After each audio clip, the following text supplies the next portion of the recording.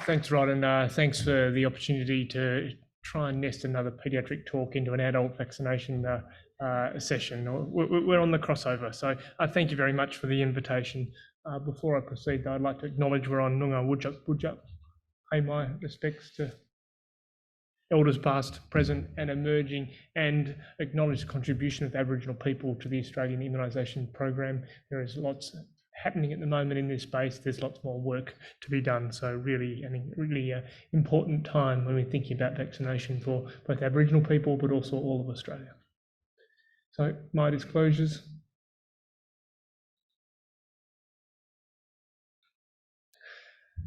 So I was really going to give a forward-looking talk about antenatal vaccination, but having spent the last 3 or 4 days at the conference, there was so much fantastic material presented on antenatal vaccination. I've done the shameless pull of lots of other data that was presented, particularly for those who didn't have an opportunity to present.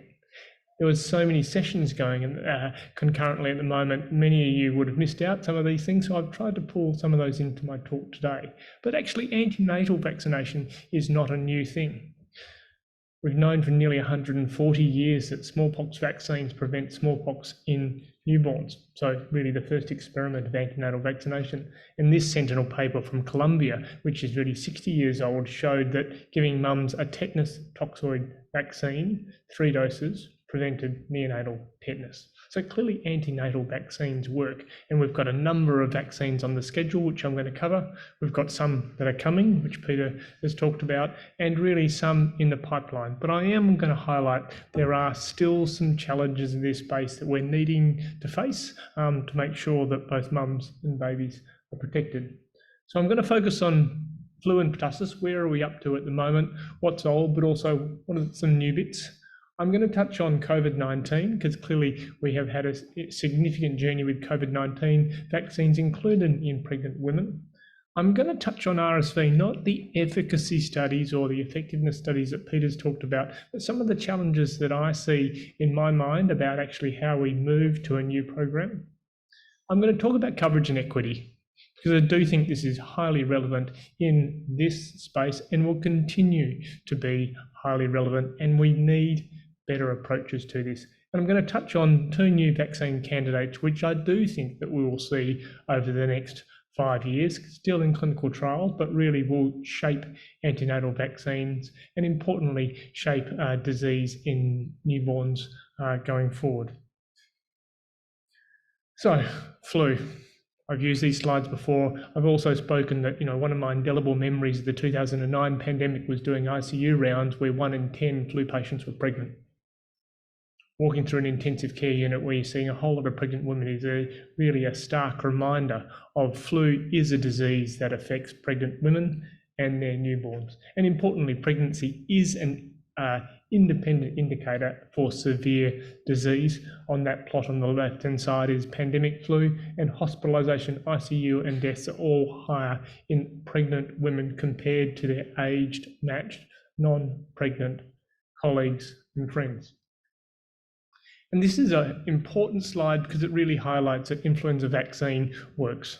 It works preventing disease in mums, in the fetus, and in the newborn. And it's actually incredible, the vaccine effectiveness estimates. And important to highlight that it is a moderately protective vaccines, but importantly, they are very similar in mums, the fetus, and in newborns. But they are the best we've got as far as keeping mums out of hospital, keeping their babies in utero, and importantly, preventing disease in newborns. But where are we up to with influenza vaccine? This is work done by Jocelyn McRae, who's a now PhD, post-PhD scholar, but this is some of her PhD week work, really trying to map where we're up to with vaccine uptake. There's 2 important points here. Isn't it a shame that we need to do an analysis such as this, pulling data from so many discrepant sources to truly understand how many vaccines are going into pregnant women's arms? It really is a problem as far as this and being able to track uptake in pregnancy, that we need to rely on these small studies rather than actually having a national approach or a flag such as on the immunisation registry.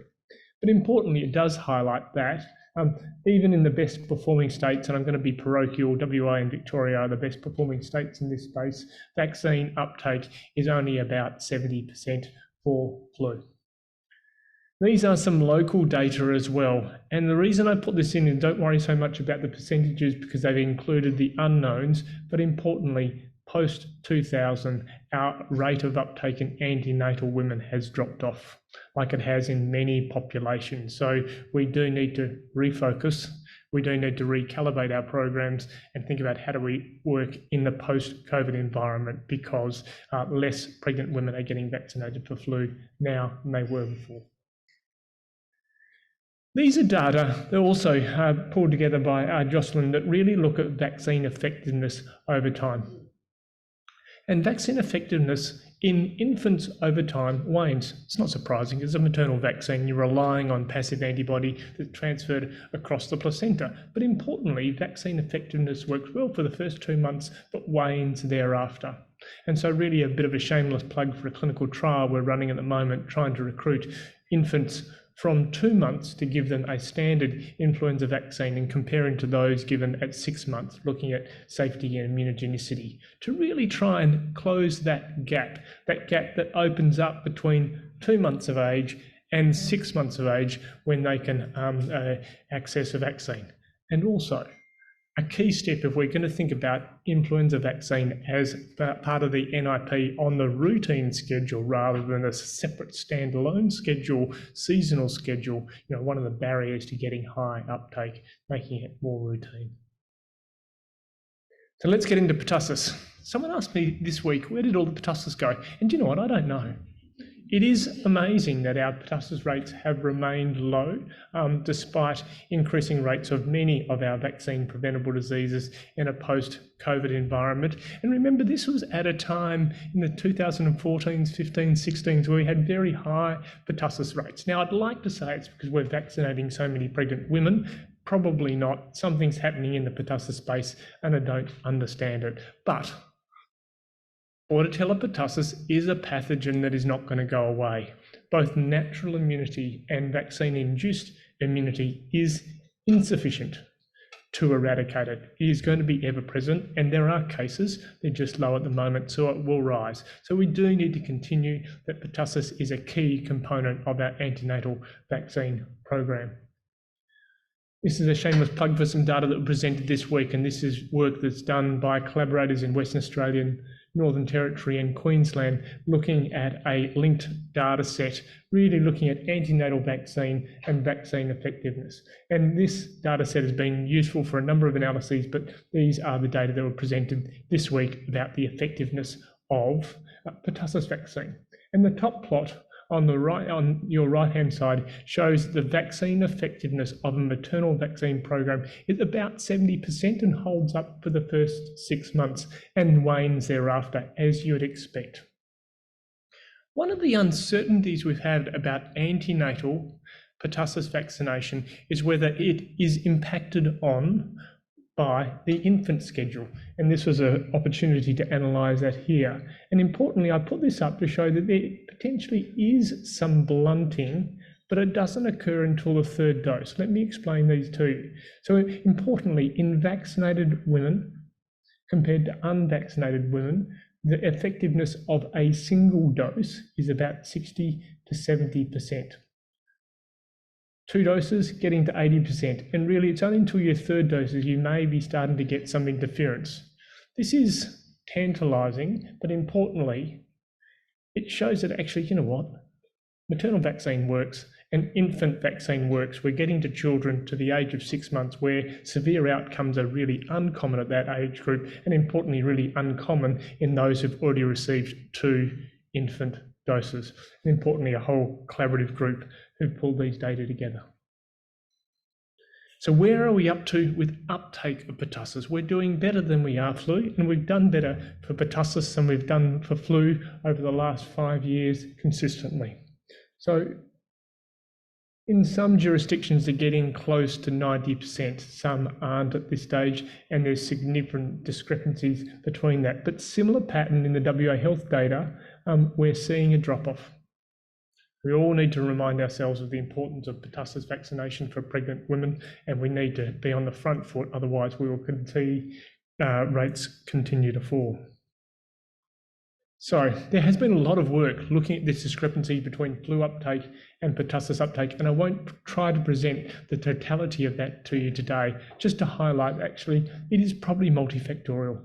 Clearly a seasonal vaccine is a bit of a harder sell compared to an annual vaccine. The fact that we don't have influenza vaccine available for now only a short period of time probably makes a difference, and it does alter the mindset of providers and women. There is a differential perception of risk. I'm sure this is the case, and that's something that we need to continue to change. And I do think providers' attitudes vary, and this is borne out in a number of analyses. I do think a multifactorial approach is required, and I'm going to touch on some of those factors that may be useful to try and promote antenatal vaccine. Let me jump into COVID. There's some important data I just wanted to highlight to you, because clearly our recommendations for COVID vaccination in pregnancy has changed. We did not recommend COVID vaccine up front in the presence of very limited data. We changed that rapidly in 2021 when we had data both of the severity of COVID in pregnant women, but also the efficacy and safety of COVID vaccine in pregnancy. That is a tough communication sell. I appreciate that, and we could have always communicated that better. But importantly, that shift has created some uncertainty in people's mind about COVID vaccine and pregnancy. These are the data. So compared with non-pregnant women with COVID, if you're pregnant, go backwards. If you're pregnant with COVID, you're about 2.5 times more likely to go to ICU and to be ventilated. And although in this big meta-analysis there is not a mortality disadvantage, clearly the effect size is probably important. If you look at compared to pregnant women without COVID, clearly if you've got COVID, it is not a good thing when you're pregnant. Increased mortality, ICU admission, preterm birth, stillbirth, neonatal death, NICU admission. So if you're a woman who gets COVID and you're pregnant, it's not a good thing for you. It's not a good thing for your baby. If you've been vaccinated, it's better. So these are data looking at unvaccinated, partially vaccinated, completely vaccinated, or boosted, 2+1 women, looking at a number of different outcomes, including just effectiveness against lab-confirmed COVID, right up to severe outcomes. And in a couple of important things. Numbers move this way. So COVID vaccines are more effective against severe outcomes rather than mild outcomes. We know that. But importantly, boosted vaccine is also much more protective than just 2 doses or 1 dose. And one final piece of information on COVID that I think is important. If you look at severe outcomes in pregnant women, they're largely restricted to unvaccinated women. Now, the quality of the data in this space is actually a little on the light on side, but informed by that, Targi did move to the recommendation of saying that if you are pregnant this year and you are fully vaccinated, in other words, 2 plus at least 1 booster, you are not recommended an extra dose this pregnancy. So, how do we do? Actually, there's actually little data out there as far as COVID vaccine uptake in pregnant women. This is a study we're running out of South Australia, Victoria and Western Australia, and I've pulled the data from that. So these are second 6 months of 2022, and still 25% of pregnant women haven't had a COVID vaccine. So there is still significant hesitancy about COVID vaccines in our pregnant populations. This is 2022, so many of these ladies would have had 12 months to have had a vaccine and are still unvaccinated at that time point. Now, how well this looks across the country, I don't know at this stage. This is 3 capital cities, but I still think there's significant uncertainty and confusion and concern about COVID vaccination in pregnancy, and I still think there is a need. Let's jump onto RSV, and Peter's nicely presented the data about what is happening in the RSV space, and I'm confident we will have an RSV prevention strategy going ahead. What strategy? I don't know at this stage, and clearly there's a number of different things at play. We have a seasonal pathogen, we have an antenatal vaccine. We are likely to have a monoclonal antibody. All the things are at play, and that's relatively confusing. And so, one, we need people to be aware that RSV is important. It's very hard to sell a vaccination program for a pathogen that people haven't heard of. We need to do better in the community, and certainly the Immunisation Foundation through the RSV and Me campaign is starting that ball rolling. We do need people to be aware that RSV is an important pathogen for young babies and the elderly, so that when we start having that conversation of why am I being recommended an intervention, that it resonates. But also we need to think about more. This was a session that was held on Sunday, sponsored by Sanofi. It was a fantastic session pulling some of the key players, including people like Kath Hughes and Julie Lease together. I was reflecting during Yves Dubé's talk yesterday, particularly thinking about the pipeline for vaccine development. And we probably need social scientists involved in that pipeline all the way through. If we're going to be ready and able to jump into a vaccine program, particularly things such as antenatal vaccine programs, we need a population primed, ready, understanding and aware of what they're rolling up for. And so I do think we need to do more in this space. We're probably a bit late behind the 8 ball in the RSV space. We need to catch up. So what are the challenges?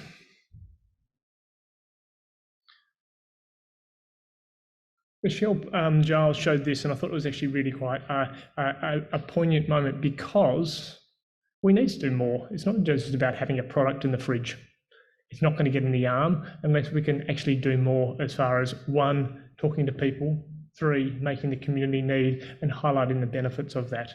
And I was very taken by James Ward's talk, and for those who attended, it was clearly an amazing talk, thinking about some of the challenges there. We do have coverage and equity issues here at this stage. It is highly relevant in Aboriginal populations, but there is pockets of coverage and equity issues throughout this space, including in many populations. This is a slide, again by Jocelyn McRae, showing the gap between Aboriginal and non-Aboriginal pregnant women. And importantly, there is a significant gap in antenatal vaccine uptake. And there's been a number of reports like this. And importantly, some slides showing from New Zealand. It's not an Australian issue. This is a global issue as far as the gap between Indigenous and non-Indigenous populations. And fantastic work presented by Matt Hobbs, who's geo-mapped antenatal vaccine uptake for a number of pathogens, including pertussis, through the whole New Zealand community. Some really the ability to drill down to policy decisions, population decisions, and vaccine uptake. But importantly, this sort of reporting is geeky and fascinating for someone like me, but doesn't necessarily find solutions. And work such as this is Nusrat Hamara's work using a New South Wales dataset. If you drive into the New South Wales dataset, many of the predictors under vaccination for pertussis in this situation are exactly the same as every other vaccine. Populations, low socioeconomic status. 2, busy households. 3, younger mums. All of these things are exactly as relevant in the antenatal vaccine programs as they are in other vaccine programs. And highlighting these points doesn't necessarily help us find solutions. So let's look to some of those solutions. And there are. So more can be done. A real shout out to the nurses and the midwives from our talk this morning. More can be done. So standing orders has clearly demonstrated to make a difference in maternity hospitals. This is work done by Michelle Giles, looking at 3 maternity hospitals in Melbourne, comparing a nurse-led immunisation service to one where there's a standing order for a nurse, for a midwife, and a general practice model. And although it's longitudinal ecological data, I think it highlights that actually the middle one, which is B, which is a standing order, had a dramatic increase in uptake. So we need to empower all our health system as far as the ability to deliver vaccines and communicate about vaccines, and we need to equip them for what to do. We need to equip them. So these are co-designed materials between mothers, pregnant women, healthcare providers, particularly nursing staff, as far as the ability to talk about immunisation. And so these are different resources provided by the Mum Vax program that have now been incorporated into the Sky. I can see Rod standing up, so I'm going to move. And more can be done as far as nudging as well. This is a clinical trial study that we're running out of Adelaide, Perth and Western Australia, looking at nudging. It's informed by this study that actually a nudge, which in this stage was a text message delivered to high-risk children for flu, had an almost 20-30% uplift in vaccine uptake. So we're doing that in pregnant women for COVID and flu, informed by nudge theory, designing a nudge at a nudge-a-thon that we held with some behavioural scientists last year. So really some exciting work. So there is more that can be done. So what does the future hold? Two pathogens, Rod, that I wanted to talk to you about, Group B streptococcus and CMV. GBS is common, GBS is important. And as someone who works in an neonatal microbiology laboratory, I see it frequently. It causes harm. There are a number of candidates on the way for GBS. There are two candidates, one's by Pfizer, one's a protein subunit vaccine. Both are in phase 2 trials at the moment, with some early signals from those phase 2 trials looking at actually both immunogenicity, safety, and probably some emerging efficacy endpoints. So the Pfizer vaccine is looking like it's a 3-dose schedule. And importantly, the other vaccine is also looking attractive. So we've got two targets coming head-to-head in this space. This is some work we've done within our own isolates from our laboratory looking at the reach. So the Pfizer vaccine has basically 6 serotypes that it covers, and the protein vaccine covers a number of different proteins. And importantly, the coverage is estimated in our isolates in our laboratory to be above 95%. So we're expecting that these vaccines, if they're shown to be immunogenic, is likely to make a difference. CMV.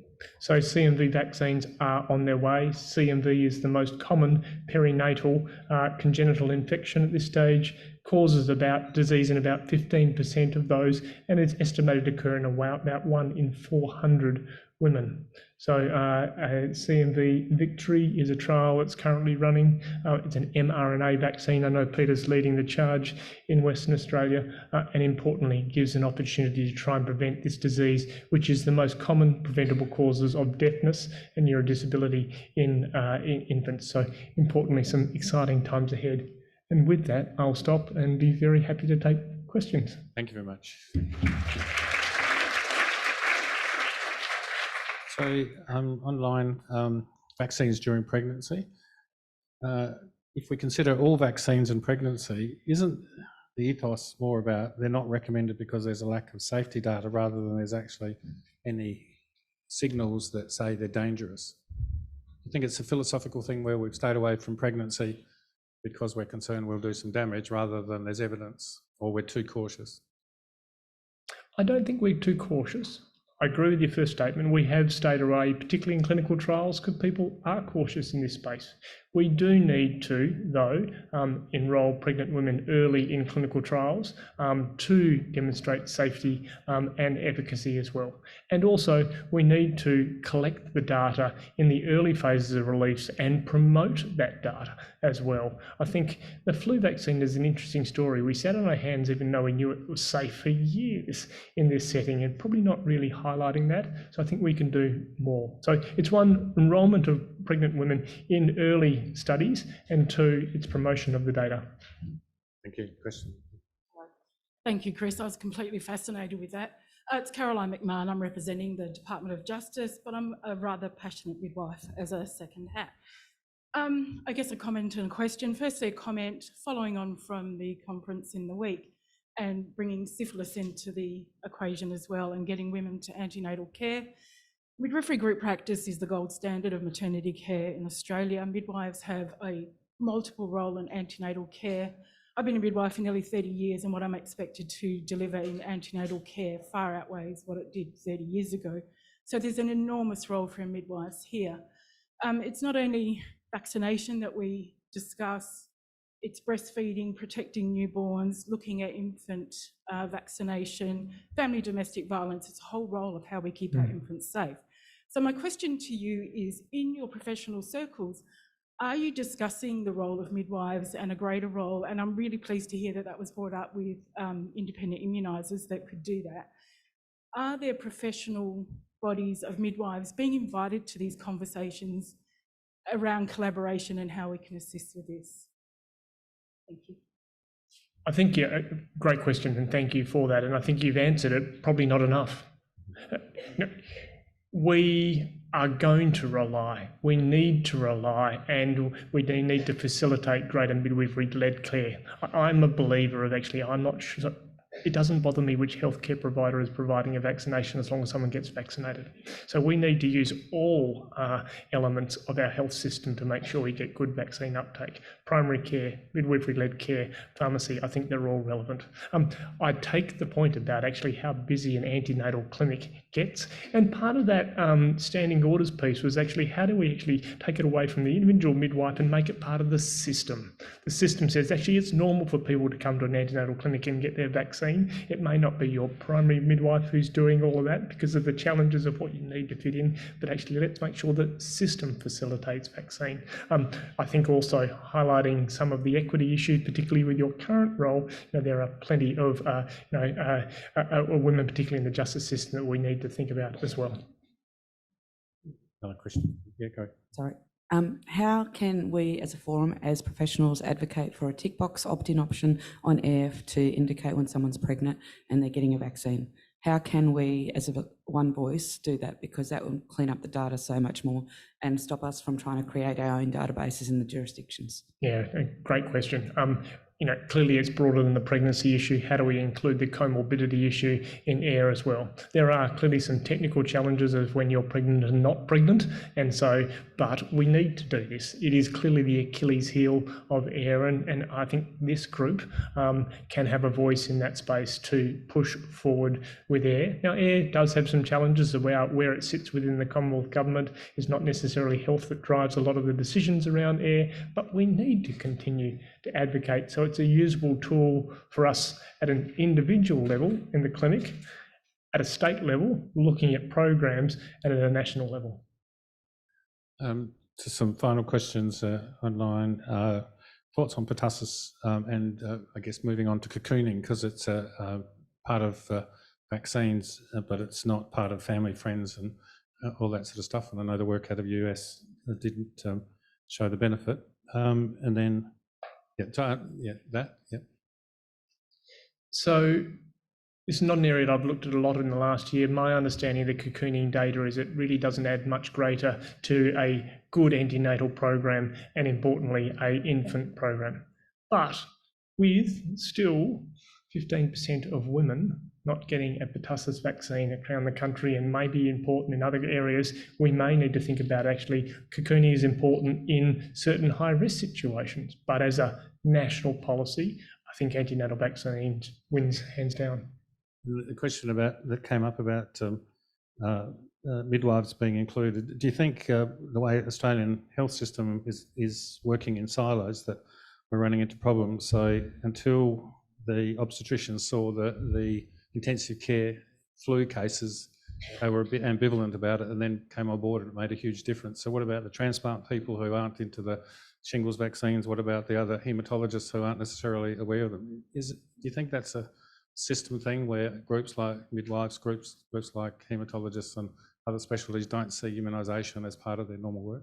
I agree. And importantly, particularly where there's a disconnect between the time of birth, I think it's taken some while to get our obstetric colleagues to the board, because unfortunately they're not seeing the child who's being admitted to hospital. Yes, we need to do more in this, and obstetricians, GPs, midwives are all going to play a role.